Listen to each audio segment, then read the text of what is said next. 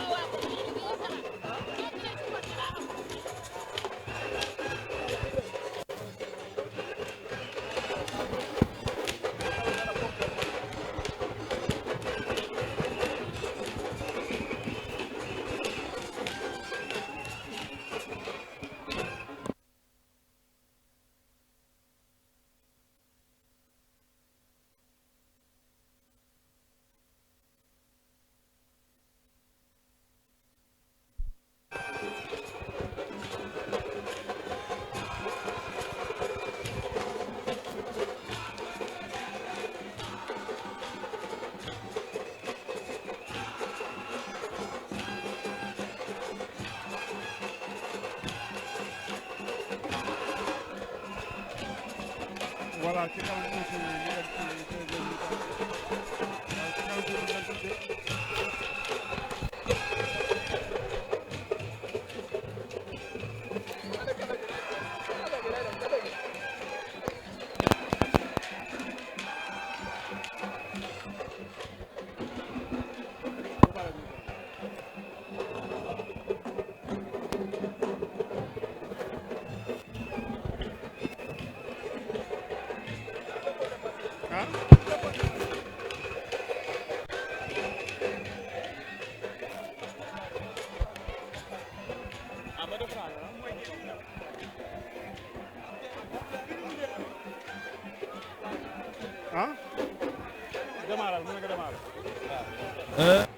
mbokk internet yi ñu ngi ñëwaat ci deuxième mi-temps bi vraiment di leen fàttali match bi dox diggante HLM ASC HLM Saara ak ASC Guy gi waaw match bi reprendre na ASC HLM ñoom moom ballon bi Ibrahima Gadiaga def na passe bu sori di wax ne ASC HLM def na benn changement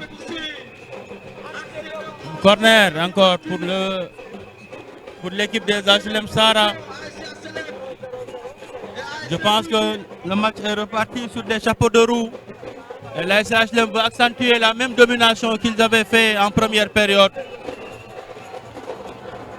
Ils veulent marquer le deuxième but et pourquoi pas diriger les débats dans ce match. Ils en sont capables. C'est une très belle équipe avec de bons jeunes footballeurs. Corner pour l'ASC HLM. Frappé par Ibou Ngom. Oh! Tête de Tanor Gadiaga, le frère du buteur Ibrahima Gadiaga. Dégagement en touche. Dégagement en touche pour l'ASC Guy gi.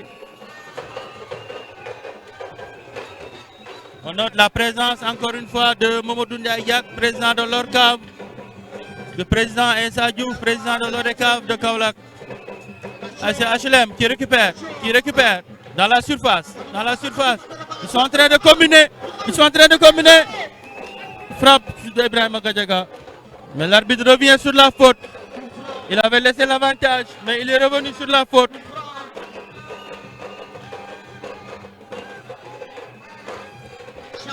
On rappelle qu'on joue 40 minutes. On a une contrainte de temps pourquoi le temps a été réduit, c'est-à-dire par rapport aux directives des autorités publiques.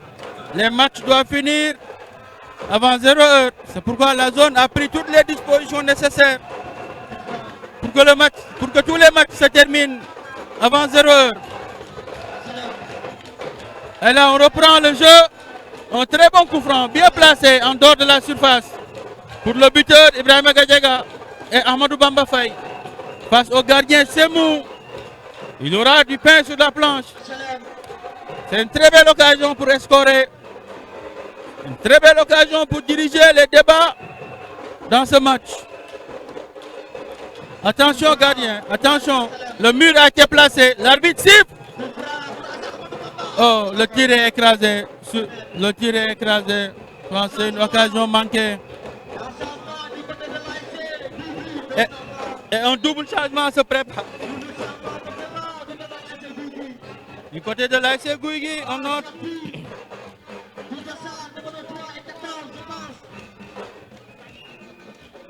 On note l'entrée des deux joueurs, le numéro 16.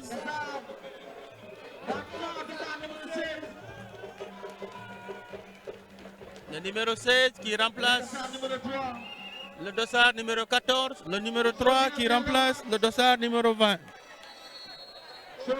Le numéro 20 il s'appelle Idrissa Gaye.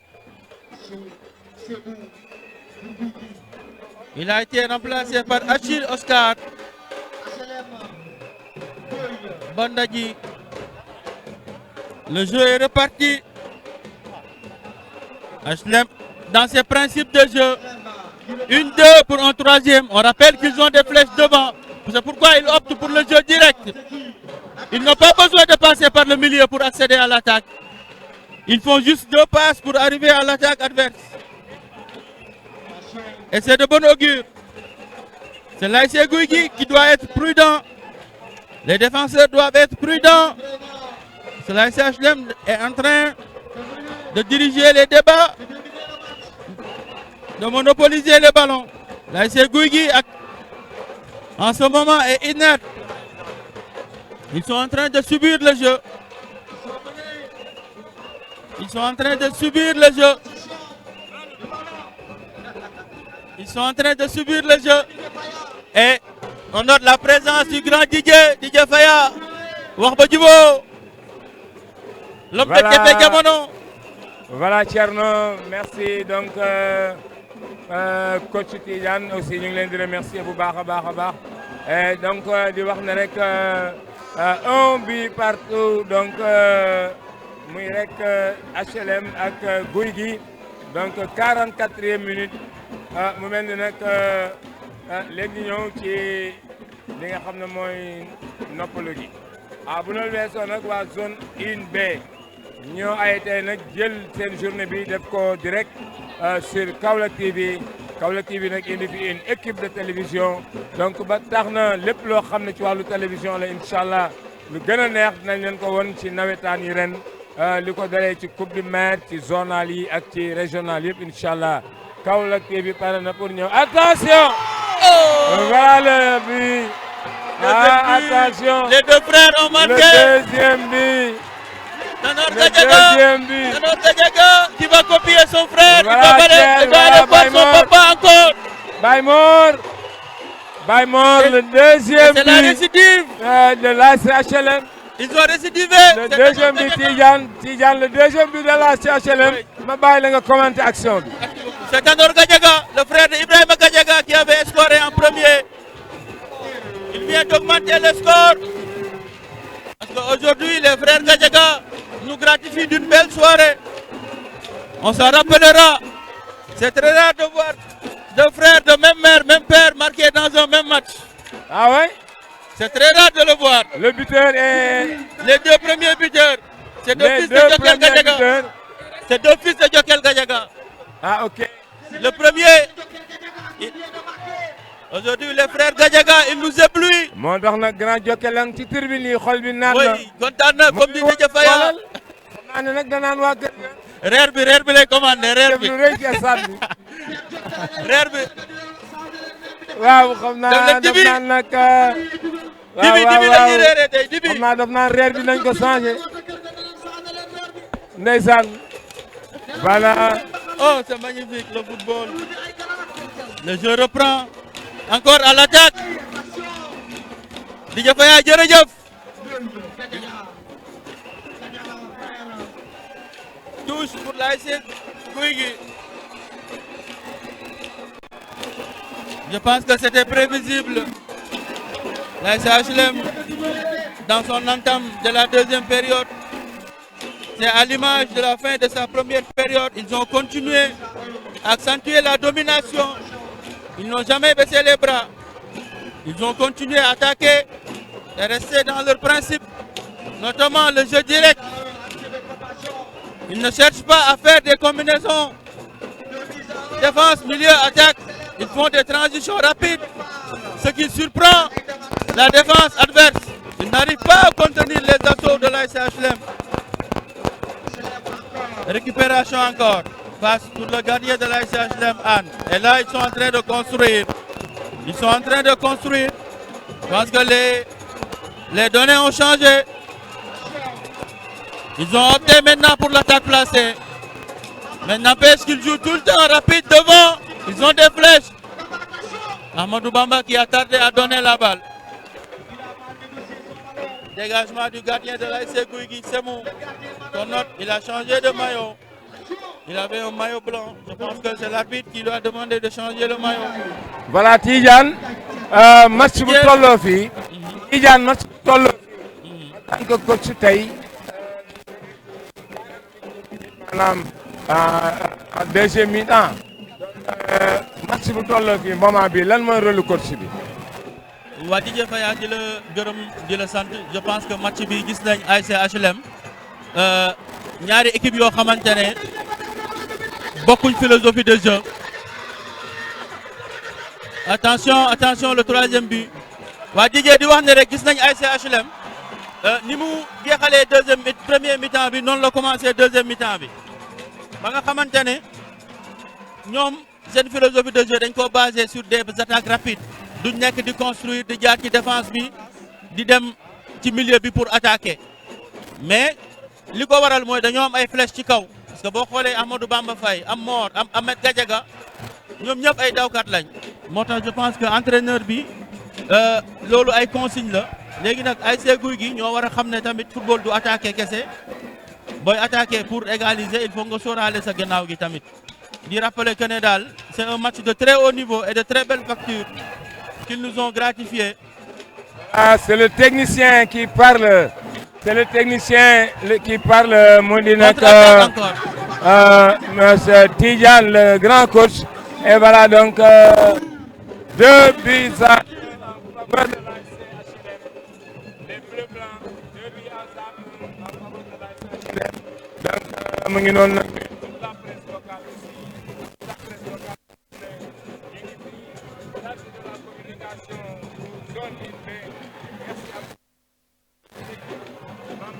Directeur yeeg ñu ngi di nuyu en tout cas vous suivez la télévision TV et nii lay demee la si seen émission xibaar.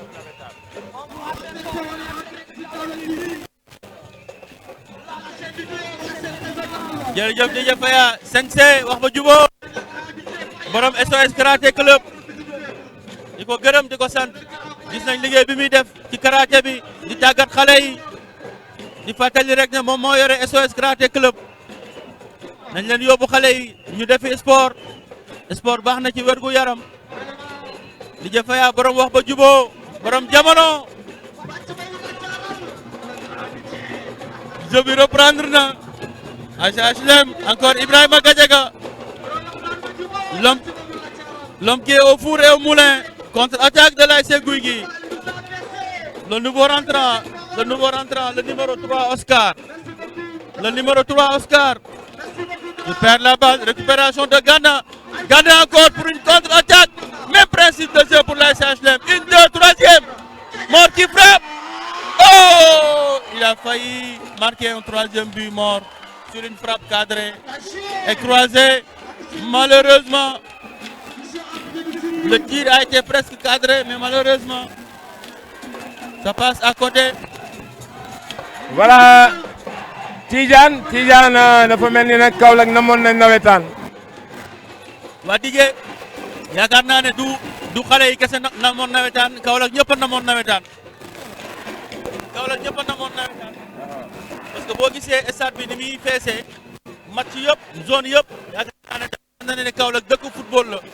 te lii war suñu équipe civile yi bàyyi ci xel war a xam ne Kaolack tey fi mu toll ci football fii du place am Kaolack war na mën a am équipe Ligue 1 am équipe Ligue 2 war a sax ay équipe Ligue 2 parce que tey boo xoolee Coupe du Sénégal U17 équipe bu Kaolack moo ko gagné moo yees mi nga xam ne président bi Alpha Dabo di ko nuyu au passage ñu gis tamit Kër Samba mi nga xamante ne moom it tey yëg na ci beneen niveau. def lu rëy. waaw mu national 1 yaakaar naa ne daal fi footballu Kaolack toll li ñu ci war ñun ñëpp mooy teg suñ loxo bàyyi xiiroo bàyyi ŋaayoo xam ne Kaolack ñun ñëpp a ko bokk. dëgg la. équipe bi kenn moomu ko luñ mënta xaajale dañ koy bokk mais bu kenn jàpp ne équipe bi sa kër lañ ko sosoo wala yow yaa ko moom lu ñëpp bokk dañ koo war a séddoo waaw. voilà comme ni ma koy waxee rek ci nga ñëw ma fàttali leen nag tey suñu consultant Aga la Aga ngi yëngal nag Aga tey moom mayewul dara tey moom dama war a sumi la ko su membre bureau bi sax tey parce que waaw wax dëgg yàlla ku dynamique la ci zone am bi aussi ku am ambition ku mën a liggéey ku bëgg li muy def aussi donc Aga merci di fàttali ne aussi nawetaan amul wàcc ni ma koy waxee amul yéeg amul wàcc discipline fair play rek ci war a am boo seetloo tey kii jël coupe bi ren ak kii jël ndaare ren ñooy commencé ndoor déwén incha allah nawetaan yi donc jàmm rek ci xëj jaar. DJ yaa ngi wax lu am solo jàpp naa ne nawetaan dafa nekkul football kese ba boo xoolee tey suñu ministre bi CRD yi njëkk a def ak ONCAV dañ ci dugal ay activités yoo xam ne c'est pour les vacances citoyennes pour ñu tàggataat xale yi boole ci développement parce que sport mook développement ñooy ànd moo tax ASC yi aussi nañ bàyyi xel xam ne nawetaan du football kese comme ni nga ko waxee nag amul wàcc amul yéeg mais li ci am mooy représenter sa koñ dignement dans le fair play ñu xam ne ndam la match nul ak défaite kenn mënul dëkk di gagner il faut que nit ñi xam loolu moo tax nag comme sport ni muy demee bu la yàlla mayee tey nga jël mais na nga liggéey loo xamante ne bés bu la yàlla mayee ndam doo rus wala nga liggéey loo xamante ne bés boo amee défaite doo rus loolu moo am solo.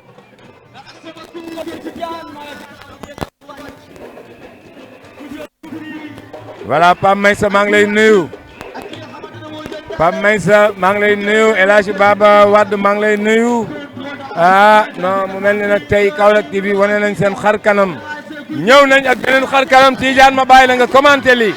attention le numéro. Bel arrêt du gardien. Bel arrêt du gardien Anne qui vient de sauver son équipe.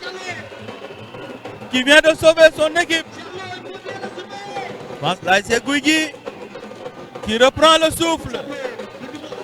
Je pense que les deux changements ont fait du bien. Les changements ont fait du bien. Ils sont en train d'apporter de bonnes choses à l'ASC Gouy. Corner tiré. Oh, tête. Au-dessus de la barre transversale. Au-dessus de la barre transversale. Il a failli marquer. 5,50 m.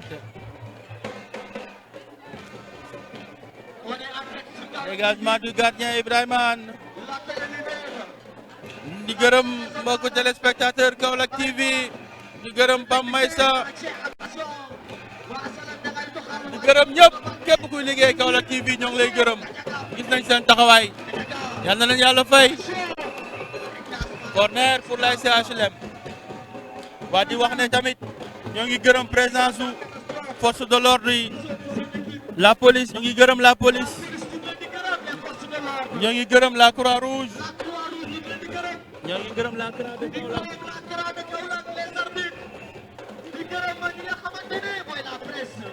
La presse aussi kenn fàttewu leen à travers Kaolack TV. La presse ñu ngi leen di gërëm bu baax a baax a baax a baax a baax parce que nawetaanu ren ji gis nañ ci xar kanam yu bëree bëri notamment les live yi nga xamante ne amul woon sport léegi moo ngi commencé am te loolu yëpp day dundal koñ yi ñoo ngi gis waa daara ji ak si nañ tamit ak seen présidente Maya moo ngi toog mooy waaj a jonganteeg Lat Dior Diop match boobu moom di Faya match boobu dina tàng de diggante Lat Dior ak daara ji. voilà di Tidiane en tant que coach moment bii équipe yee war a fubal mu des quelques minutes ñu taxaw ne di échauffé wu moment bii lan la joueur yi di yëg moment bii. je pense que moment bi préparation mentale bi moo ci xaw a ëpp solo parce que boo seetloo dañuy dugg présentation génnaat mais dafay bëri ay moment de déconcentration moo tax entraîneurs yi dañuy veiller à ce que joueurs yi mentalement qu'ils soient prêts ñu bañ a focaliser wu ci match bi daw préparer wu ñoom xam ne après ñoom ñooy nekk les acteurs te nit moom boo nekk acteur tu dois pas décevoir parce que da nga préparer wu sur tous les plans sur le plan physique sur le plan technique tactique mental kon donc boo ñëwee da nga war a au moins def une belle prestation ba ñëpp kontaan ba ñëpp xam ne kat équipe bi tey vraiment mérité na même bu gañewul sax même buñ ko gañee sax dinañ xam ne kat kii def na li mu mën. waaw ci moment bi aussi avant ñuy génn lan mooy xew ci vestiaire yi à la présentation. waaw mais xam nga nawetaan nag dafa différent trop ak championnat vestiaire nawetaan moom day xumbute dagan yow yaa ma ko gën a xam la fa nekk moom na nekk kumpa rek pour ñu ñuy seetaan nañ leen ko bàyyee rek. mais yaakaar naa ne nappante geeg. waaw nappante geeg lu ne nappante geeg lépp ci lay xewee. ndeysaan dëkk wante beeg lépp mais dans le fair play rek lay amee. ñu xam ne daal ndam li moom du génn Kaolack du génn koñ ba parce que boo xoolee équipe yi joué fii ñoo bokk benn koñ tey ku ci gagné tamit ci koñ ba lay des. voilà Aga.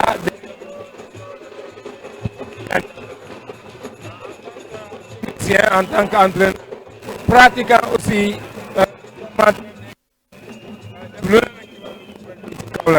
donc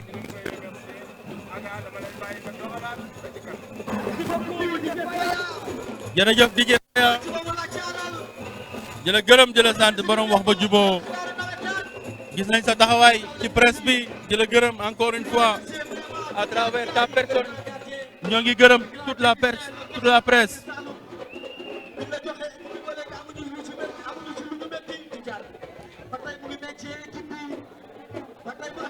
contre-attaque encore pour l'ASC HLM contre-attaque HLM Bamba Amadou Bamba Faye qui va marquer le troisième but.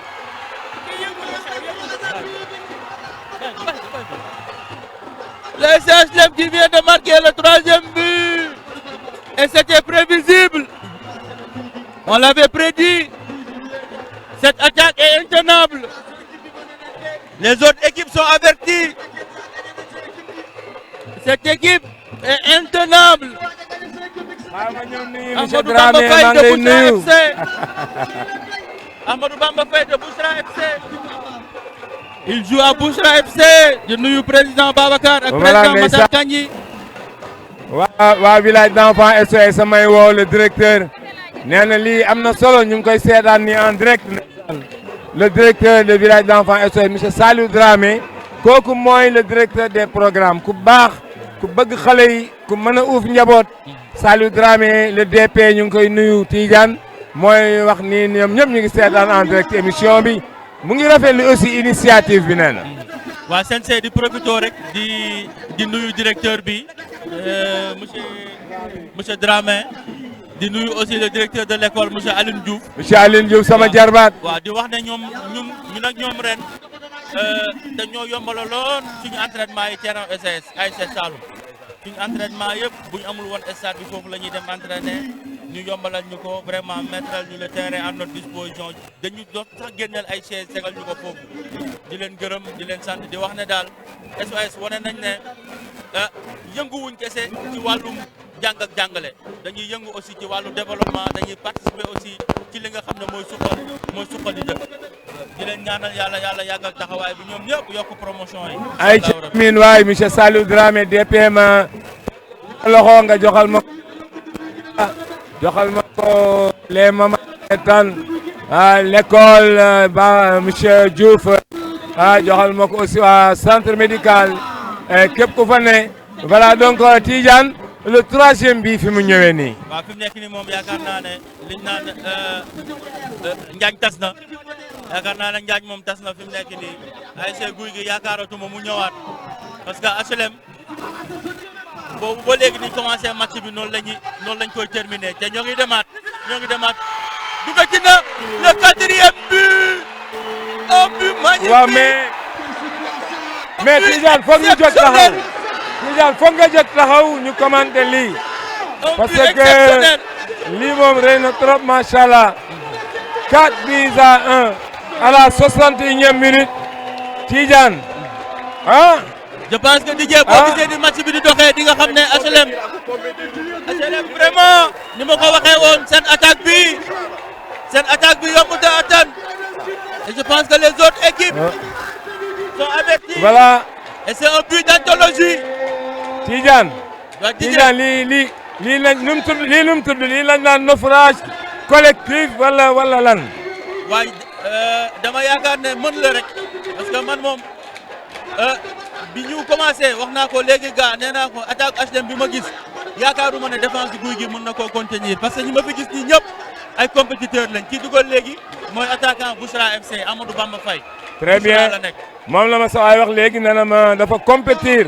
joueur Bouchra la donc 4 buts à 1 en faveur de l'ASC HLM Sara donc mu ngi noonu ayca kon ma bàyyi la nga doxal. waaw Tidiane doxalal. jërëjëf Didier borom wax ba jubóo. waaw.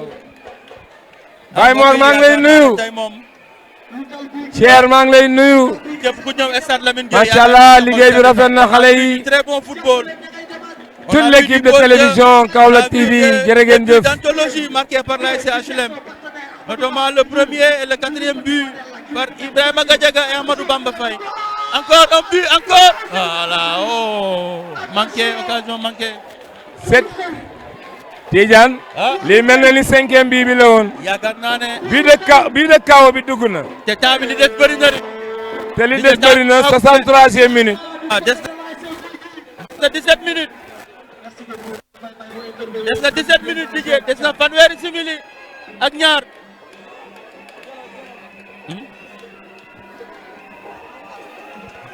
waaw président zone bi moom la ñuy interviewé noonu.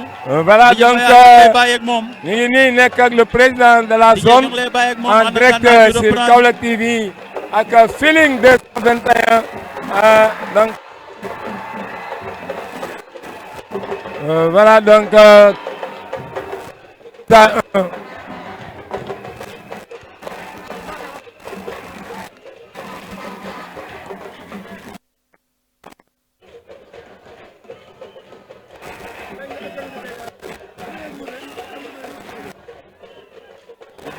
satisfaisant dans la mesure où ñun ñëpp gis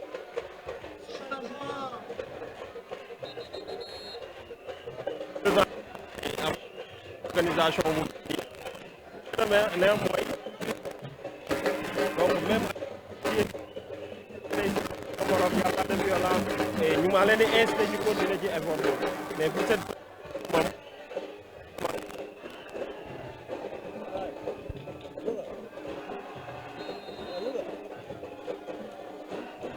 la finale de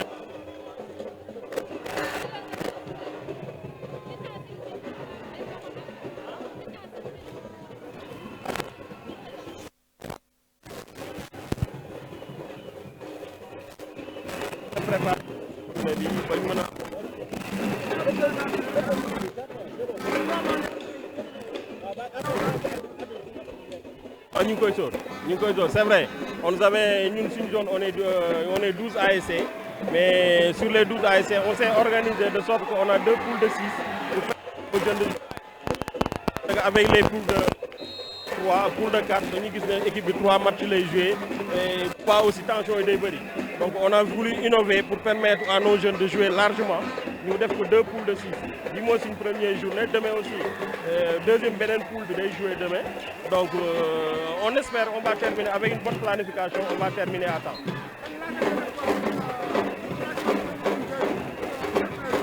Oui ñu ngi leen di ñaan surtout nos anciens ceux qui étaient là les anciens présidents de la zone 1B les anciens présidents d'ASC de tout le monde ñu ñëw ñu encadré waat xale yi donc boo gisee tey initiative bi ma def mooy j'ai appelé les anciens de l'ASC HLM J'ai pris un ancien président de là-bas et un ancien entraîneur de Guigui qui a tout gagné là-bas pour les rendre hommage. Et à chaque journée, on essaie de faire cela pour montrer les points de la zone et montrer aux enfants aussi qu'on peut être des sportifs, mais aussi réussir dans la vie.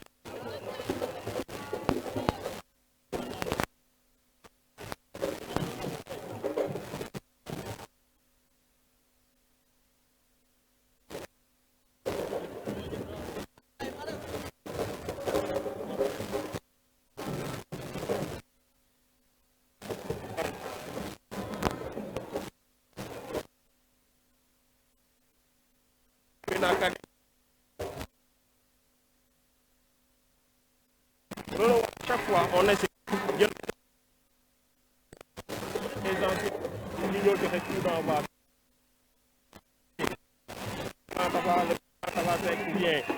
L'entraîneur de l'ASC Guigui, c'est un formateur. Guigui mi ñuy wax bu demee ba yegg yàlla aussi ñëpp nañ ñëw jàpp parce que dama mooy boo jàppale wu sa zone di nga jàppale zone keneen donc benn message lay laajte mooy nañ ñëw ci toujours autour de l'essentiel mais la ensuite on revient. Merci beaucoup. Voilà, merci, je vous remercie.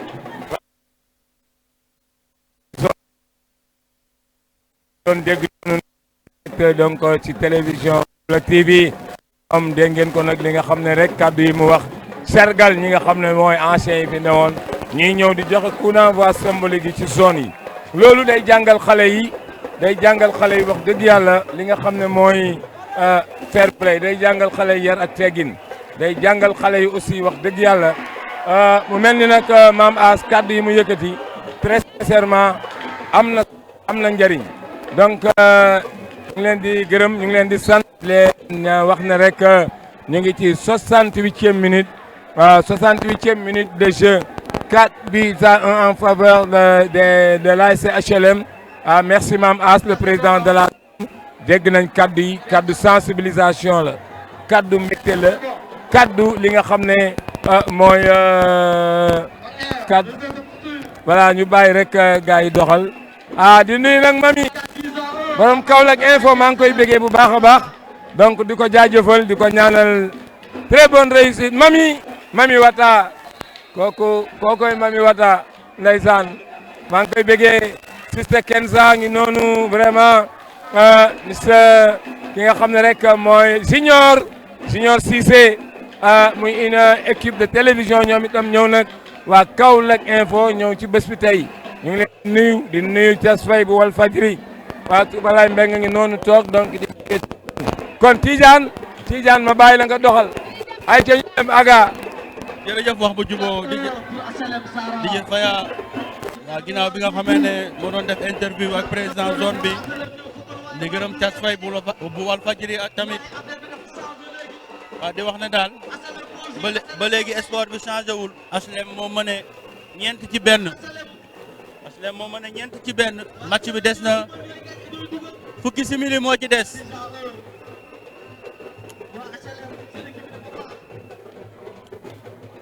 voilà mbokk yi on est revenu coup franc pour l'ASC HLM Ahmadou Bamba Faye coup franc un peu excentré il tire dans les bras du gardien c'est mou le gardien qui dégage qui se précipite qui perd la balle intervention du défenseur central l'ASC HLM il combine de côté retrait centre en retrait le gardien qui intervient avec les pieds Ibou Ngom qui récupère encore c'était un cafouillage mais le ballon finit dans les bras du gardien. Relance pour l'ASC Guigui, contre-attaque. L'excentré de l'ASC Guigui, le numéro 11 surnommé Petit Modèle. C'est vrai qu'il est très court. Mais il court très vite. On dirait un Jakarta. Kamavinga dans un duel épique avec Tanor Gadiaga. Il finit par perdre la balle. Touche pour l'ASC Guigui vers le capitaine. Un tacle irrégulier de Ibrahima Gadiaga. Tacle irrégulier.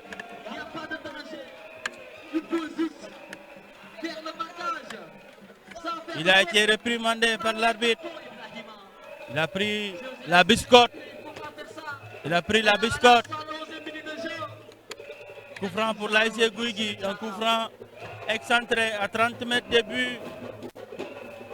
Un peu excentré, tiré par Kamavinga, le numéro 2. Le Rastaman de l'ASC Gouy. Le Rastaman, un changement se prépare pour l'ASC HLM. Le numéro 8 va rentrer à la place du numéro 11. Le ballon tiré, récupération, cafouillage dans la défense. Dégagement et récupération encore. Coup franc à l'entrée de la surface pour l'ASC Gouy.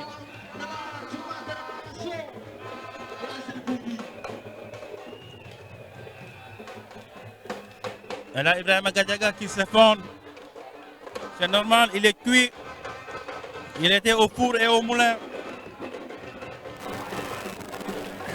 Voilà, arrêt de jeu pour le moment. Coup franc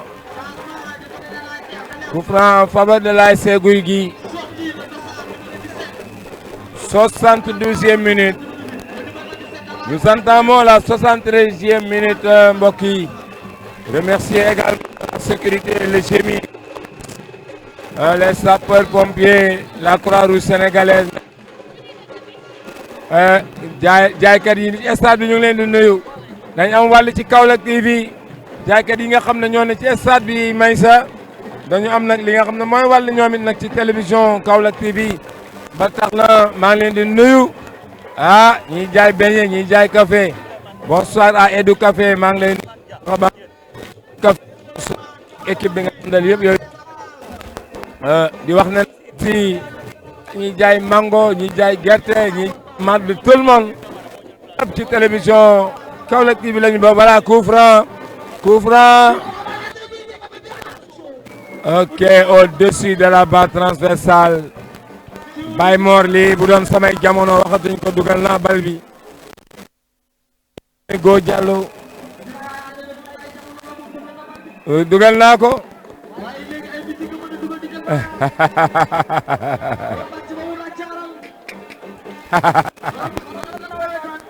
borom xibaaru nawetaan xam nga ne tur wu rëy ngi noonu waaw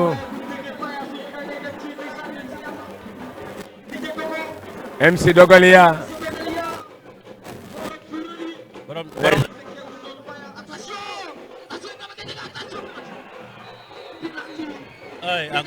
encore.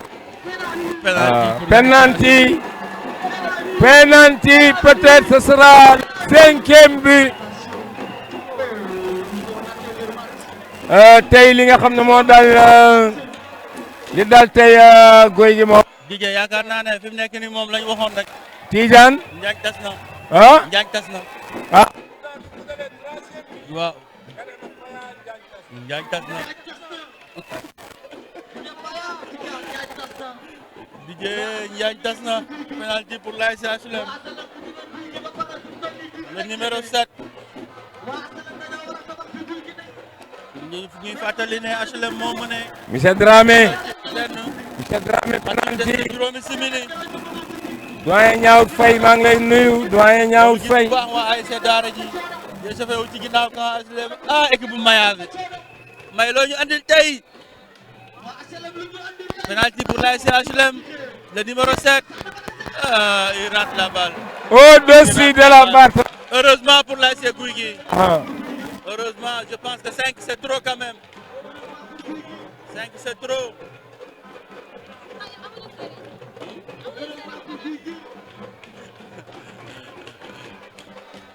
DJ Faya. am na ku may laaj naa ma ndax Gouy Gui amuñu sëriñ. ndax Gouy Gui amuñu sëriñ loo ci xalaat. xanaa moom mu doon sëriñam xam naa ne moo doon tour noir toog na le. takk ay veeram est-ce que du sëriñu Gouy Gui. daa mel ni moom la de. yaakaar naa ne am na loo xam ne sëriñ mënu ci dara. ah sëriñ deuxième porte la rek. waaye tey yaakaar naa ne.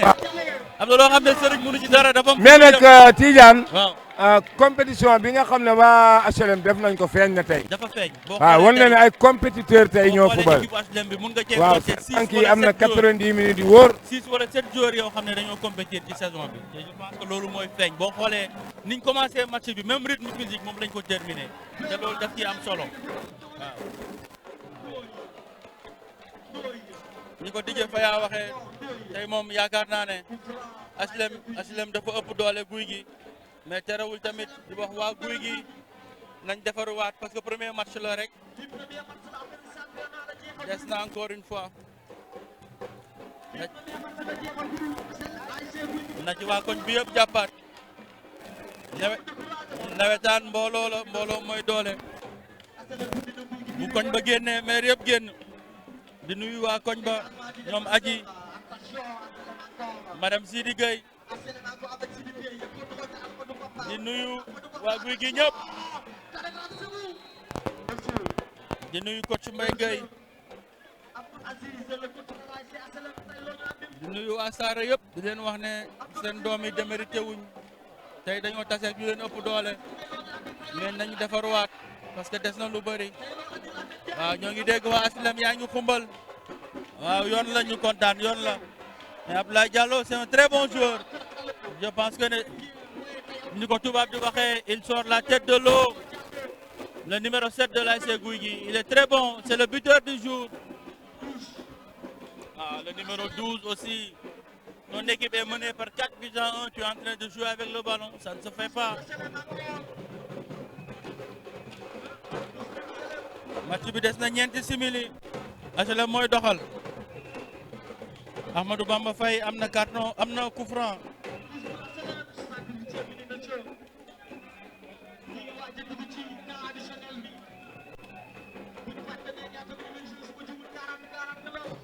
match bi léegi mu jeex guy gi nag buñ jéemoon a wàññi benn dina am solo trop dina tax match bi gën a am attention mais HLM ñoo ngi téye bal bi yàkkamteetuñ di ko joxante am Ndiaye joxal Diop waaye ñoom am Gajaga joxal Gajaga la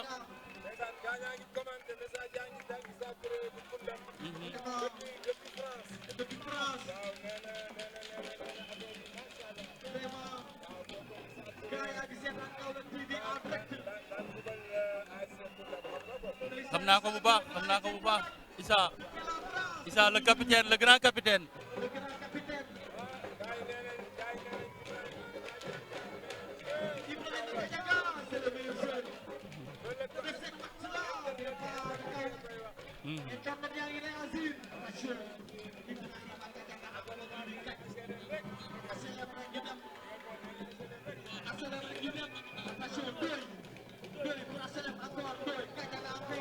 encore HLM a ngi dem gardien Gouy Gui bi récupéré na balle bi relance na ko Kamavinga ballon pour Kamavinga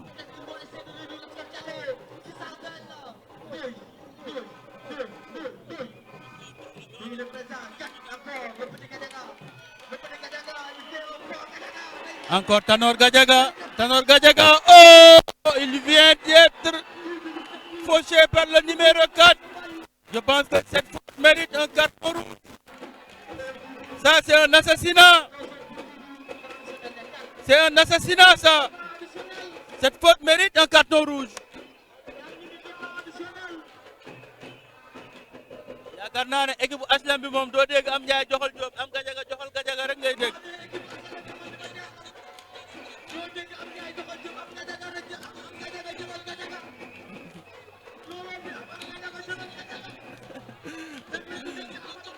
waaw niñ koy waxee moom équipe bu HLM bi amul am Ndiaye joxal Diop de waaw looloo fi am de waaw un très bon footballeur Ibrahima Gadiaga avec ses deux frères Ahmed Gadiaga et Tanor Gadiaga l'homonyme de l'ancien patron du PS Tanor Gadiaga.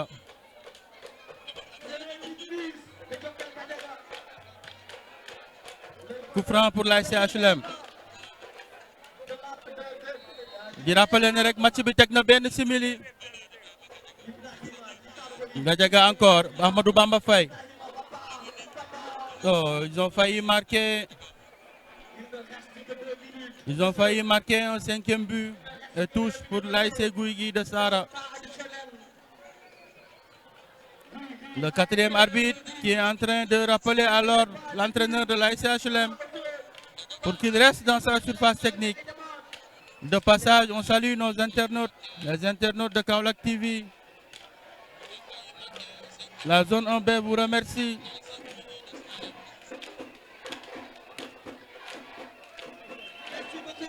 waaw Assane Fall ni nga ko waxee Assane Fall ni nga ko waxee ci commentaire bi xale yi màgg nañ je pense que c'est très rare de voir ASC HLM aligné 11 joueurs yu dëkk ci koñ bi je pense comme ni nga ko waxee xale yi màgg nañ man je suis un ancien de l'ASC HLM. En 2011 on a joué la finale de la Coupe du Maire contre l'ASC Joko Médine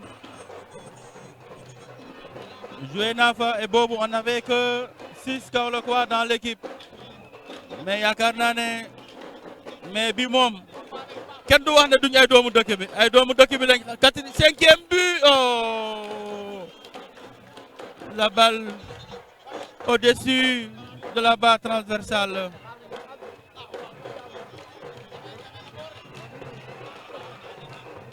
Je pense que fi mu nekk nii moom li des bëreetul pour arbitre bi taxale ñaari équipe bi parce que ñoo ngi ci temps additionnel yi waaw di ci profité waale di gërëmaale les forces de l'ordre di gërëm la CRA de Kaolack di gërëm la Croix-Rouge di gërëm la presse di encourager l'ASC Gouigui di leen wax ne ils n'ont pas démérité de féliciter l'ASC HLM pour la belle prestation.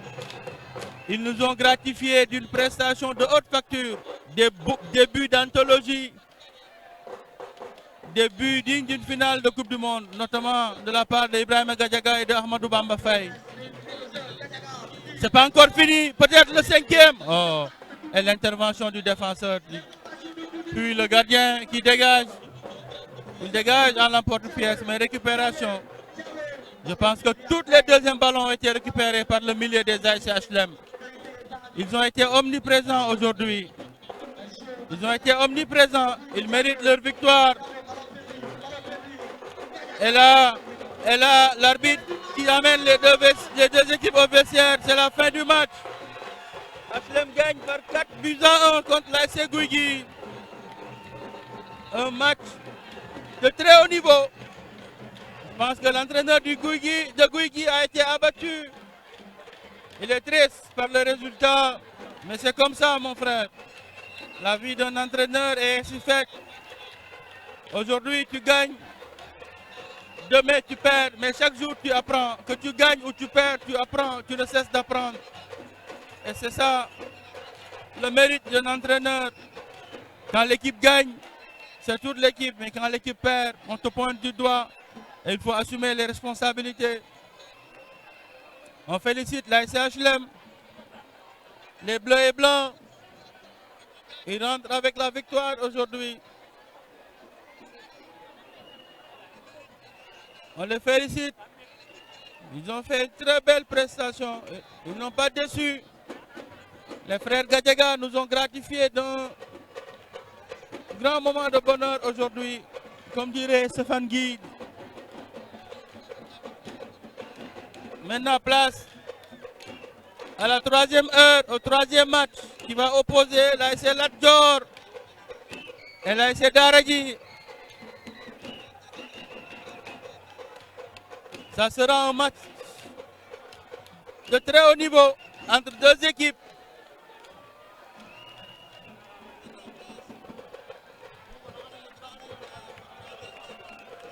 Di gërëm bu baax Kaolack TV.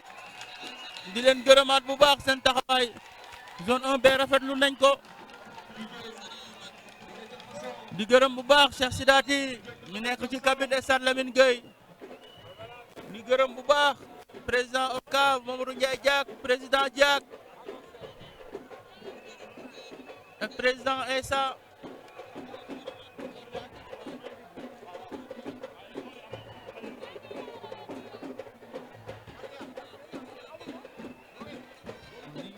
di gërëm le directeur du Stade Lamine Gueye la Demba Malick Faye